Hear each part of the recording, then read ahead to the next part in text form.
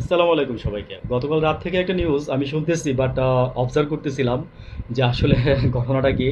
তো চুপ্পুর ছবি সরায় ফেলতে বলা হয়েছে সব জায়গায়। আপনার বাংলাদেশের যে পররাষ্ট্র মন্ত্রণালয় আছে ওইখান থেকে আপনার আহ, বিভিন্ন কান্ট্রির যে আপনার ইয়েগুলো আছে, আপনার অঞ্চল বলে এটাকে, মানে একটা অঞ্চলের আন্ডারে অনেকগুলো দূতাবাস থাকে পৃথিবীর।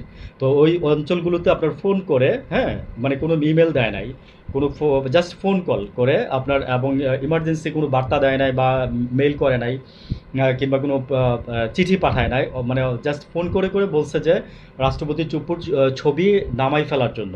ঠিক আছে।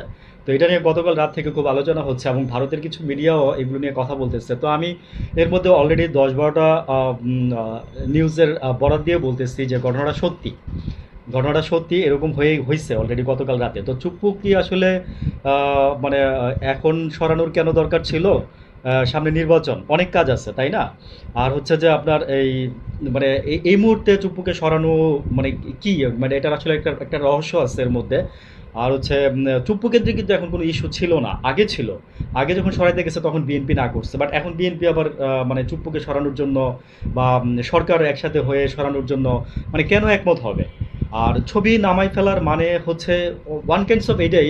আমি আমি ভাই কিছু না, বিজ্ঞ লোক যারা আছে তারাই বলতেছে। আমি বললাম না যে আমি দেখতেছিলাম গতকাল থেকে, কিন্তু বলতে পারতেছিলাম না। তো এখন মনে হলো যে একটু বলি।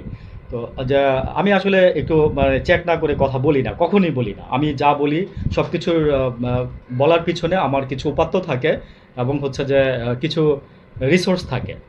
আহ, দেখেন, চুপ্পু কিন্তু চাইলে কিন্তু উনি নিজের থেকেও পদত্যাগ, সরি মানে উনি ওনাকে চাইলে কিন্তু পদত্যাগ করানো যাবে না, উনি যদি নিজে পদত্যাগ না করে, কারণ এটা একটা সাংবিধানিক পদ, এটা একটা সাংবিধানিক পদ। তো এটা হচ্ছে একটা সংসদ থাকতে হবে চুপ্পুকে সরাইতে গেলে। আর হচ্ছে আইদার হচ্ছে রাস্তা হচ্ছে যে চুপ্পু সাহেব যদি নিজে এখান থেকে যদি রিজাইন দিয়ে চলে যায়, হ্যাঁ। তো আমি বলি যে এখান থেকে আপনার যে দুইভাবে চুপ্পুকে তো সরানো যাবে, এটা আমি বলছি। তা আরেকটা বিষয় হচ্ছে যে চুপ্পু এতদিন পরে আইসা সরাই দিতে হবে, এটা একটা রিজন হয়ে দাঁড়াইছে। এবং গতকাল রাত থেকে এটা বলতে পারেন যে একটা ভাইরাল পোস্ট হয়ে গেছে।